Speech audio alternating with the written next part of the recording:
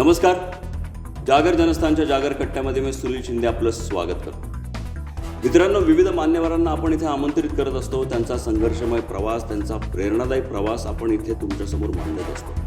मात्र आज आपण ज्या आसामीला इथे बोलवलं आहे त्यांचा प्रवास जाणून घ्यायचा, तर एक उद्योजक म्हणून आज ते आपल्या चाळीसगाव शहरामध्ये विकास करतात आणि ती प्रेरणा त्यांना ज्यांच्याकडून मिळाली त्यांचं नाव म्हणजे रमेशचंद्र अगरवाल. त्यांचाही प्रवास आपण इथे जाणून घेणार आहोत. मात्र तत्पूर्वी जागर कट्ट्यावर आपण योगेश अगरवाल यांचं स्वागत करतो. योगेशजी, जागर कट्ट्यामध्ये जागर जनस्थानकडून मी सुनील शिंदे आपलं स्वागत करतो. नमस्कार. योगेशजी, आपली सुरुवात आपण एक वारसा उद्योजक म्हणून पुढे नेत आहात रमेशचंद्रजी अगरवाल यांचा. मात्र त्यांचं वलय हे इतकं मोठं होतं. आता कॅमेरा आपण काही गोष्टी त्यांच्या मला सांगितल्या, तर त्यांचा आता इंटरव्ह्यू घेण्याचा आपल्याकडे नाही. मात्र त्यांचा जो काही इतका मोठा प्रवास आणि एक मल्टीटास्किंग पर्सन म्हणून आपण त्यांना म्हणू शकतो, तर त्यांचा थोडक्यात प्रवास जर आमच्या प्रेक्षकांना जर ऐकता आला तर खूप त्यात त्यांना बरं वाटेल. त्यांच्याबद्दल थोडंसं सांगा. नक्कीच. ॲक्च्युली माझे वडील स्वर्गीय रमेशचंद्रजी अग्रवाल अनफॉर्च्युनेटली आज ते आपल्यामध्ये नाही आहेत. एक 5 महिन्याआधी त्यांचं दुर्दैवी निधन झालं. परंतु वयाच्या 79 वर्षीसुद्धा जो एक उत्साह आणि एक उद्योजकता उभारण्यासाठीचं जे त्यांच्यामध्ये एक कल्पकता आणि एक जे काही पॅशन होतं, ते आजच्या युवा पिढीसाठी खरोखर एक प्रेरणाचा स्रोत बनू शकतो. ॲक्च्युली वडिलांबद्दल बोलायचं म्हटलं तर जुने 11वीमध्ये ते महाराष्ट्रामध्ये पहिले आले. म्हणजे he stood first in the merit list. त्यावेळेस माझ्या आजी, आजोबा आणि वडील यांना शाळेत बोलून AB हायस्कूलचे ते विद्यार्थी होते. तर तेव्हा त्यांचा भव्य नागरी सत्कार करण्यात आला आणि त्याच्यानंतर ते पुढच्या शिक्षणासाठी पहिले अमरनेर प्रताप कॉलेजला गेले आणि तिथून नंतर मग college of engineering of Pune, जे एक खूप चांगलं रेप्युटेड असं इंजिनिअरिंग कॉलेज आहे, तिथे त्यांनी ॲडमिशन घेतली आणि 1964मध्ये ते तिथून ॲज अ मेकॅनिकल इंजिनियर म्हणून ते पासआउट झाले. 64मध्ये ते मेकॅनिकल इंजिनियर म्हणून पासआउट झाले. म्हणजे त्या काळात तसं शिक्षणाचा प्रसार हा फार कमी होता. मात्र तरीही इतकी शिक्षणाची जिद्द ठेवून ते तिथपर्यंत पोहोचले. हो, वा वा, बिलकुल. आणि 64चा तो काळ असा होता की त्यावेळेस इंजिनियर तर खूप लांबची गोष्ट आहे. म्हणजे ग्रॅज्युएट्स, डिप्लोमा होल्डरसुद्धा नसायचे. म्हणजे 10वीपर्यंतचं शिक्षण घेतलं तर एक चांगलं शिक्षण घेतलं असं समजलं जायचं. तर त्यावेळेस 64ला BA पूर्ण केल्यानंतर त्यांच्यासोबत शिकणारे अनेक मित्र अमेरिकेला गेले आणि त्यांनी सांगितलं की तू फक्त इथे ॲज अ तिकीट काढ, इथे असंख्य नोकऱ्या आणि खूप चांगलं करिअर तुझ्यासाठी इथे सगळं तुझी वाट बघत आहे.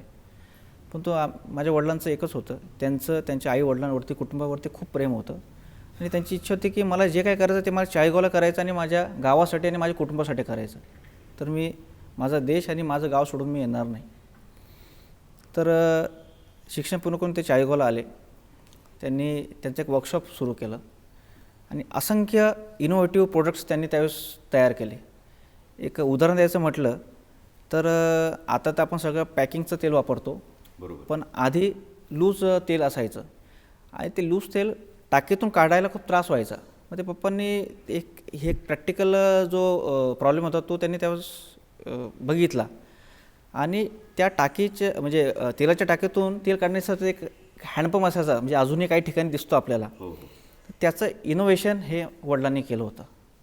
म्हणजे तो हँडपंप जो होता ऑइलचा, इट इज हिज इनोव्हेशन.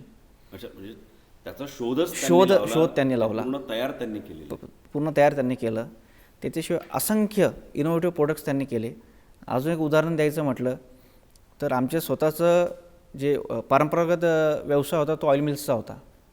म्हणजे 20व्या शतकाच्या सुरुवातीला माझ्या पणजोबांनी चाळीसगावमध्ये अनेक ऑइल मिल्स काढल्यात. तर माझ्या आजोबांनी पण तोच व्यवसाय पुढे कंटिन्यू केला, माझ्या काकांनी तो व्यवसाय कंटिन्यू केला.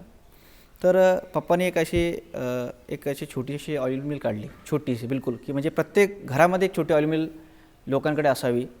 आणि इकडून त्यांनी समजा 1 किलो शेंगदाणे टाकले तर त्याचं मिलिंग, त्याचं बॉइलिंग, त्याचं फिल्टर आणि घराच्या घरामध्ये प्रत्येकाला भेसळमुक्त एक असं शुद्ध तेल घरात मिळावं अशी ती संकल्पना त्यांची होती. म्हणजे असे असंख्य प्रोडक्ट त्यांनी त्यावेळेस काढले. आता हे सगळ्या गोष्टी आपण आज अंमलात आणतो आहे की बा आपल्याला शुद्ध खायला गोष्टी कशा मिळतील याच्यासाठी जे काही आपण अभ्यास आज करतो आहे किंवा आज जे त्याच्यावरती इनोव्हेशन चालू आहे ते त्यांनी त्यावेळेस करायचा प्रयत्न केला होता. आणि मला त्यांचा एक किस्सा इथं आठवतो आणि सांगावासा वाटतो की हे सगळे प्रोडक्ट तयार केल्यानंतर त्यांना त्याच्या मार्केटिंगसाठी खूप फिरावं लागायचं. एकदा पप्पांनी चाळीसगावचा प्रवास सुरू केला तर ते पार बँगलोरमध्ये मोटरसायकलवरती गेलेत. बापरे. हां, मार्केटिंग करत आणि मग तिकडून ते परत चाळीसगावला आले. तर असे खूप अडचणीमधून खूप संकटांमधून आणि खिशामध्ये पैसे नसताना त्यांनी त्यांच्या वर्कशॉपची उभारणी केली. आणि त्यावेळेस आपल्याकडे जे राष्ट्रीय विद्यालय कॉलेज आहे तर राष्ट्रीय विद्यालय कॉलेजचे जे काही तिथले बॉडीवरचे जे मेंबर्स होते तर जे चेअरमन होते जसे एक स्वर्गीय रामराव जीवा पाटील म्हणून आमच्या चाळीसगाव तालुक्यातील एक सहकार चळवळीमधलं एक खूप मोठं नाव होऊन गेलं. एक खूप मोठे नेते झाले की ज्यांनी चाळीसगावमध्ये सहकार चळवळ उभारली. तर त्याच्यातले स्वर्गीय रामराव जीवा पाटील, स्वर्गीय उदयसिंह अण्णा पवार, स्वर्गीय माजी केंद्रीय मंत्री सोनूसिंह अण्णा पाटील, नंतर नानासाहेब याना चव्हाण. तर ह्या सगळ्या लोकांनी रावीमध्ये त्यांची इच्छा होती की आपण टेक्निकल विभाग सुरू करावा.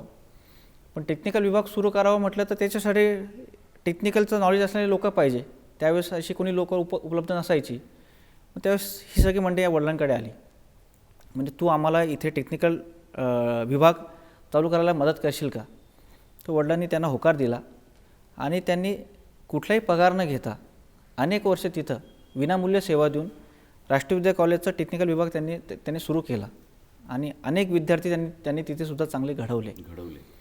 नंतर हीच लोकं त्याच्यामध्ये प्रामुख्याने स्वर्गीय रामराव जीवा पाटील यांनी चाळीसगावमध्ये एक साखर कारखाना काढला, जो बेलगंगा सहकारी साखर कारखाना जो होता चाळीसगावचा. तर तो काढत असताना त्यांची इच्छा झाली की हा इतका होतकरू मुलगा एक चाळीसगावला आहे की त्याला त्याचे जे काही कॅपॅसिटी आहे तर त्याला वाव मिळत नाही. मग जीभाऊंनी वडिलांना सांगितलं की तू इथे बेलगंगेत आहे. That time he went on the bicycle, म्हणजे सायकलवरती चाळीसगावून 7 किलोमीटर लांब तिथं गेले. आणि जीभाऊंनी आणि ह्या सगळ्या मंडळींनी त्यांनी पहिलं काम 1,000 रुपयाचं दिलं आणि वडिलांनी आवडीने ते पहिलं काम घेतलं. ते काम पूर्ण केलं. ॲक्च्युली पप्पा मेकॅनिकल इंजिनियर होते आणि हे काम सिव्हिलचं होतं. सिव्हिलच्या गँग्स नव्हत्या, सिव्हिलची टीम नव्हती, यंत्रणा काही नव्हती. पण आपल्याला सांगितलं हे करायचं तर आपण करायचं. ज्या काही अडचणी येतील त्या अडचणी आपण त्याच्यातून पार करून संघर्ष करून पण करायचं, ठरवलं करायचं म्हणजे करायचं. तर त्या याच्याने पप्पांनी ते काम सुरू केलं. नंतर त्यांचे जे काही कॉन्ट्रॅक्टर जे काम करत होते ठेकेदार, त्यांचे काही ते डिस्प्यूट झाले, अनेक लोकांनी तिथं काम अर्धवट सोडले. तर हळूहळू पूर्ण काम बाकीचं उर्वरित कामसुद्धा पूर्ण काही जबाबदारी वडिलांवरती आली. त्या खिशात पैसे नव्हते. तर अशा या अडचणीच्या वातावरणामधून कसं करायचं, तर एका सावकाराकडून काही पैसे उसनवाळ घेण्यासाठी मग एका सावकाराकडे गेले माझे वडील. म्हणजे मला 5,000 रुपये उसनवाळ हवेत, मला असं काम करायचं. मग त्यावेळेस त्या सावकारांनी त्यांच्याकडून आमच्या आजोबाची गॅरंटी मागितली की तू नवीन आहे, मी तुला ओळखत नाही, तर जर तुझे वडील जर गॅरंटी देत असेल तर मी देतो. मग आमच्या आजोबांच्या गॅरंटीवरती वडिलांना 5,000 रुपये उसनवाळ मिळाले. आणि तिथून नंतर त्यांनी बेलगंगा सहकारी साखर कारखान्याची सगळी कामं पूर्ण केली. आणि ह्या साखर कारखाना उभारणीच्या व्यवसायामध्ये मग त्यांनी म्हणजे जर नागपूरच्या पुढे आपण रामटेकपासून तर इकडे हैदराबादच्या आपल्या आंध्रच्या बॉर्डरपर्यंत तुमच्या नांदेडपर्यंत असंख्य यशस्वी कारखाने सूतगिरण्याच्या उभारणीची कामं वडिलांनी केली. त्याच्यात जर प्रामुख्याने नावं घ्यायची म्हटली तर अशोकरावजी चव्हाण साहेब, स्वर्गीय विलासरावजी देशमुख साहेब, स्वर्गीय गोपीनाथजी मुंडे साहेब, स्वर्गीय अंकुशरावजी टोपे साहेब, मनोहरभाऊ नाईक, स्वर्गीय बाबासाहेबजी धाबेकर. म्हणजे नावं घ्यायची म्हटली तर असंख्य नावं होतात की आपल्या भारताच्या माजी राष्ट्रपती प्रतिभाताई पाटील साहेब, आपल्या जिल्ह्यातले नेते माननीय एकनाथरावजी खडसे साहेब, अशा असंख्य लोकांची कामे त्यांची साखर कारखाने आणि सूतगिरण्या वडिलांनी खूप यशस्वीपणे पार पाडली, वेळेत पार पाडली. कारण आपण बघतो की एखादा जर कारखाना लेट झाला त्याचा सीझन गेला आणि जर 1 वर्ष जर त्याच्यावरती व्याजाचा आणि बाकी सगळा भार पडला तर ते कारखाने यशस्वी होत नाही. पण कधी नफा नुकसान याची पर्वा न करता आपल्यामुळे शेतकऱ्यांचं आणि या कारखान्याचं नुकसान होऊ नये म्हणून नफ्यात राहिले किंवा नुकसानात राहिले दिलेल्या वेळेमध्ये त्यांनी कामं केली. त्यामुळे वडिलांचं नाव हे साखर कारखाना जर बांधायचा असेल महाराष्ट्रात कोणाला बांधायचा असेल तर त्यांनी अग्रवालांकडून बांधावा. इतकं चांगलं रेप्युटेशन बिल्डअप केलं, इथपर्यंत त्यांनी नाव पुढे पोचवलं. योगेशजी, मला याच्या अनुषंगाने एक प्रश्न विचारायचा आहे की स्वर्गीय रमेशचंद्र अगरवाल यांनी खूप मोठं साम्राज्य उभं केलं, मात्र एक मुलगा म्हणून एक कुठले बाळकडू तुम्हाला त्यावेळेस मिळत होते त्यांच्याकडून? बघा, वातावरणच घरात उद्योजकतेचं होतं, संघर्षाचं होतं. मी माझ्या लहानपणापासून वडील, माझे काका यांचं सगळ्यांचं संघर्ष बघतो आहे. तर कितीही विपरीत परिस्थिती आली तर त्यांनी कधी हिंमत हारली नाही. आर्थिक अडचणींना तोंड द्यावं लागले, अनेक संकटं आली, परंतु त्यांनी कधी हिंमत हारून किंवा आता काय करावं म्हणून असं ते कधी थकून बसले नाही. जेवढे मोठी संकट होतं तेवढ्या जास्त जोमाने त्यांनी संकटाला फेस केलं. आणि हा एक खूप मोठा गुण मला शिकायला मिळाला की जगामध्ये यश अपयश हे चालूच असतं. अपयश आहे म्हणून यश आहे, यश आहे म्हणून अपयश आहे. तर या परिस्थितीमध्ये कुठल्याही संकटासमोर आपण हरू नये. शेवटी आज रात्र तर उद्या सूर्य नक्की आहे. तर हा एक त्यांच्याकडून मला खूप मोठा एक गुण शिकायला मिळाला. दुसरा गुण की दिलेला शब्द पाळावा. आयुष्यामध्ये जर एखाद्या व्यक्तीला आपल्या व्यापारामध्ये असो किंवा वैयक्तिक जीवनामध्ये असो जर एखादी जर शब्द दिला असेल तर मरेपर्यंत तो शब्द कसा पाळला पाहिजे हे जर शिकायचं असेल तर हे माझ्या वडिलांकडून शिकलं पाहिजे. की एकदा जर एखाद्याला शब्द दिला आणि चाळीसगाव तालुकाच नव्हे तर आपल्या पंचक्रोशीमध्ये जर रमेश भाऊंनी शब्द दिला तर ते किती प्रमाण असायचं हे सगळ्या तालुकावासियांना आणि इव्हन ज्या ज्या लोकांची कामं केली यांना सगळ्यांना माहिती की दिलेला शब्द पाळणे, आलेल्या संकटासमोर सामोरं जाणे आणि आपलं काम हे इमानदारीने करणे. आपल्या कामामध्ये करताना कुठले कसूर करू नये आणि आर्थिक नफा फक्त डोळ्यासमोर न ठेवता आपण आपल्या तत्त्वांना बाजूला म्हणजे किंवा तत्त्व बाजूला होणार नाही हे काळजी नेहमी ते घ्यायची आणि तीच काळजी घ्यायचं मी सुद्धा नेहमी प्रयत्न करतो की जे काम करावं ते काम इमानदारीने करावं. आणि इमानदारीने केलेल्या कामाला आज जरी काही संकट आले किंवा त्रास होत असेल पण एक दिवस त्याला यश नक्की मिळतं. योगेशजी, स्वर्गीय रमेशचंद्र अगरवाल यांचे बाळकडू आपल्याला मिळतच होते, मात्र तरीसुद्धा कॉलेज जीवन असो किंवा शिक्षण असो याच्यानंतर नेमकी आपली सुरुवात एक उद्योजक म्हणून कुठल्या प्रकारे झाली? मी माझं BComचं शिक्षण पूर्ण करून MBAच्या शिक्षणासाठी पुढे 2001मध्ये पुण्याला गेलो.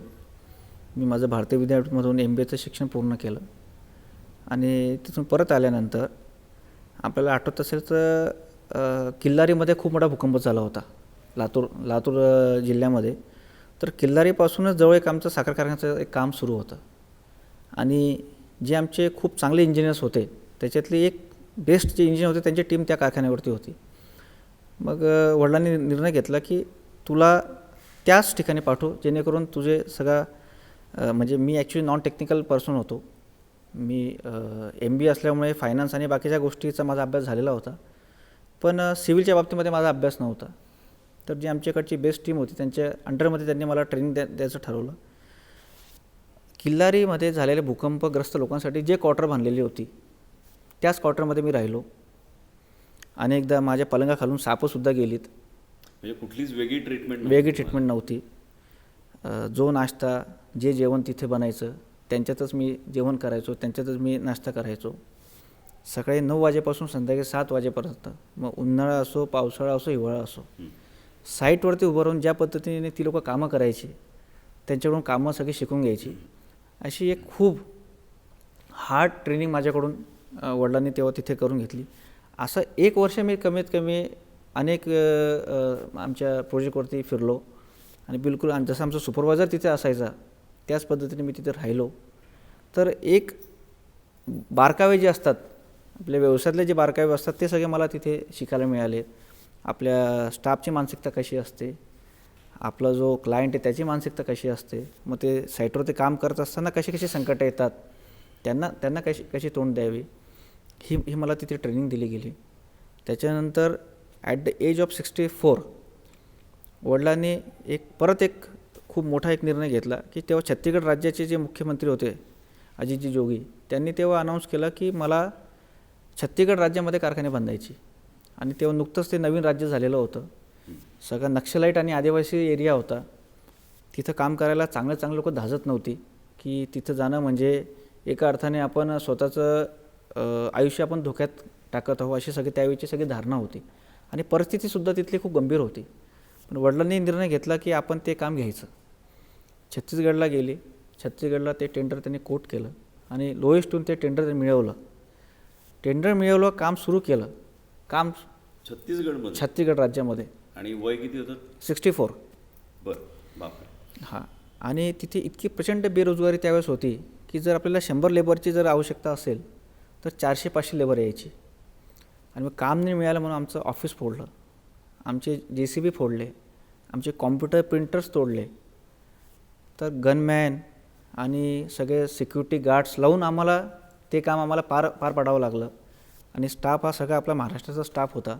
जवळपास 40-45 लोकं सगळे आमचे महाराष्ट्राची सगळं तिथे गेलेली होती.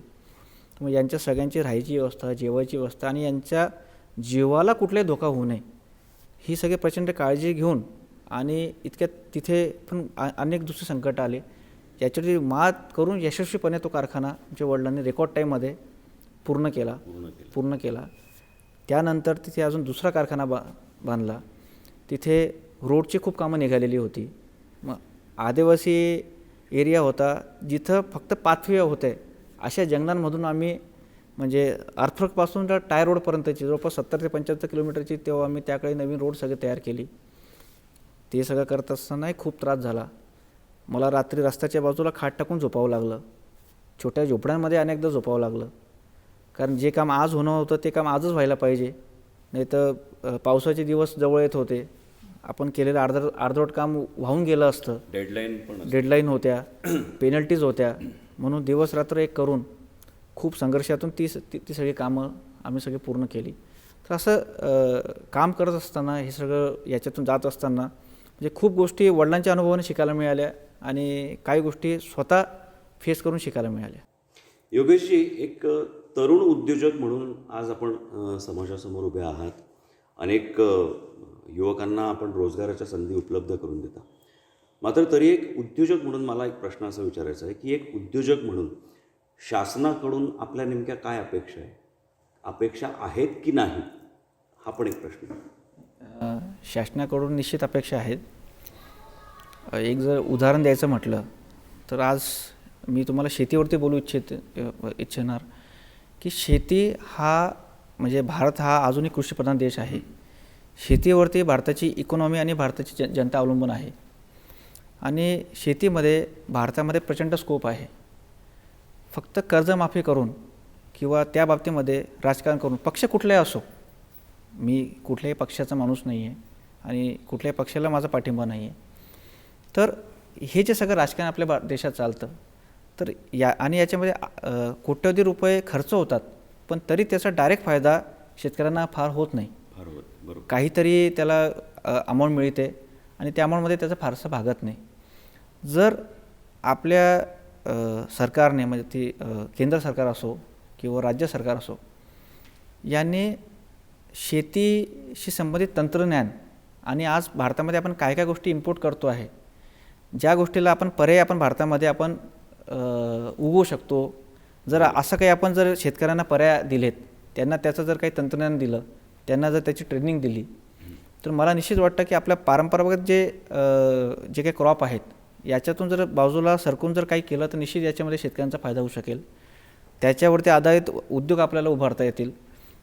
एक उदाहरण द्यायचं म्हटलं तर जे आपल्याकडचा जो भगवान नावाचा जो डाळिंब असतो, याला जगभर प्रचंड डिमांड आहे. भगवा डाळिंबासारखा जगामध्ये डाळिंब नाही.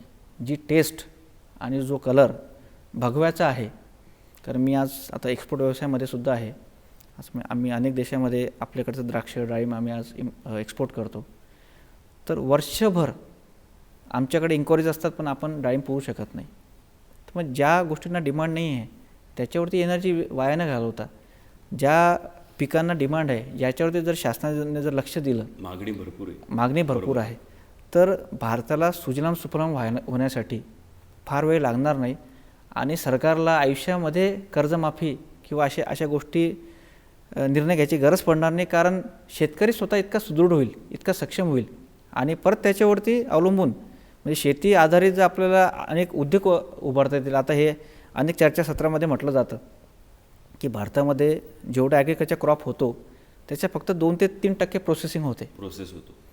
जर हाच रेशो आपण जर 15 ते 20%, 25% जर नेला तर निश्चित एक खूप मोठा एक आर्थिक पाठिंबा आपल्याकडे शेतकऱ्यांना आणि उद्योगांना त्याच्यामध्ये मिळू शकतो. तर निश्चित मी म्हणजे शासनाला ही विनंती करू इच्छिन की शासनाने ह्या गोष्टीकडे लक्ष दिलं तर येणारे 10 वर्ष 20 वर्षाचं जर प्लॅनिंग केलं तर भारताचं भविष्य हे खूप चांगलं आहे. योगेशजी, मला पुढचा प्रश्न असा विचारायचा आहे की आज आपण एक युवा उद्योजक म्हणून समाजासमोर काम करत आहात. ज्यावेळेस तरुण आपल्याकडे एखाद्या कामासाठी येतो, नोकरी मागण्यासाठी येतो, त्यावेळेस त्याच्या अपेक्षा खूप असतात. मात्र तरुणांनी नेमकं काय केलं पाहिजे हे उद्योजक म्हणून तुम्हाला काय वाटतं? तुम्ही आज आमच्या तरुणांना नेमकं काय मेसेज देणार? तुम्ही खूप छान प्रश्न विचारला. आमच्याकडे नोकरीसाठी खूप लोकांचे CVs आणि बायोडाटाज येतात, परंतु मला प्रकर्षाने जे जाणवतं की एक आपलं परंपरागत BCom आहे, BA आहे, BSc आहे, हे सगळे हे शिक्षण सगळ्यांचं झालेलं असतं. पण तो कुठल्याही व्यवसायासाठी जे स्किल्ड मॅनपॉवर पाहिजे तर त्याचे आपल्या भारतामध्ये खूप शॉर्टेज आहे. म्हणजे एकीकडे बेरोजगारी आहे आणि त्याच वेळेस at the same time skilled मॅनपॉवरचे सुद्धा खूप मोठे प्रॉब्लेम आहे. तर जसं एक त्या 3 इडियट्स नावाचं जे पिक्चर होऊन गेला, मी तर त्याला म्हणजे त्या पिक्चरला मी एक एज्युकेशन मूवी म्हणेल. इतकं शिकण्यासारखं आहे. त्याच्यात जो एक आमिर खानचा डायलॉग होता, आप कामयाब नहीं आप काबिल बनो, कामयाबी झकमार के आपके पीछे आएगी. करेक्ट. तर लोकांना नोकरी हवी असते, परंतु आपल्यामध्ये वेगळं काय आहे की जेणेकरून आपल्याला चांगले पॅकेजेस मिळतील किंवा पुढे आपल्याला चांगलं पोटेन्शियल मिळेल याच्यावरती अभ्यास केला जात नाही. स्किल डेव्हलपमेंटवरती भारतामध्ये खूप मोठं काम होणं गरजेचं आहे. आणि मी सगळ्या नवीन युवा पिढीला हे सांगेल की तुम्ही एक परंपरागत शिक्षण घेता स्किल डेव्हलपमेंटमध्ये तुम्ही थोडंसं फोकस केलं पाहिजे की जे सगळ्यांना येतं याच्यापेक्षा जे कोणाला येत नाही किंवा जे कमी लोकांना येतं, जर त्याच्यामध्ये जर आपण जर एक्सपर्टाईज केलं तर निश्चित भारताची आणि सोबत या युवा पिढीची खूप चांगली त्या माध्यमातून प्रगती होऊ शकते. योगेशजी, खरं तर अनेक मुद्द्यांवरती चर्चा करायची, मात्र वेळेची मर्यादा असल्यामुळे आपण काही वेळ इथेच थांबणार आहोत. तुम्ही आम्हाला इतका अमूल्य वेळ दिला जागर कट्ट्यावरती. तुम्ही तुमचे विचार स्वर्गीय रमेशचंद्रजी अगरवाल यांचे विचार आज आम्हाला आमच्या प्रेक्षकांना जागर कट्ट्याच्या मार्फत ऐकता आले. त्याबद्दल खरंच तुमचं खूप खूप धन्यवाद. ईश्वर तुमची खूप प्रगती करो. तुम्ही आज एक युवा उद्योजक म्हणून आपल्या समाजासमोर आहात. अनेक तरुणांना तुमच्याकडून तुमच्या हस्ते काम मिळो आणि एक 40 गावचा आणि आपल्या महाराष्ट्राचा विकास तुमच्याकडून तुमचा एक हातभार त्याला लागो, हीच आमची जागर जनस्थानकडून आपल्यासाठी एक सदिच्छा. आपण आम्हाला अमूल्य वेळ दिला त्याबद्दल खरंच खूप खूप धन्यवाद. तर मित्रांनो, हे होते युवा उद्योजक योगेश अगरवाल. वडिलांचा वारसा तितक्याच ताकदीने आज ते पुढे नेत आहे. इतरही अनेक अशी मंडळी आहेत ज्यांच्याशी आपण चर्चा करणार आहोत, ज्यांना आज आपण कट्ट्यावरती आमंत्रित करणार आहोत. मात्र तोपर्यंत आपण पाहत राहा जागर जनस्थान, जागर कट्टा. धन्यवाद.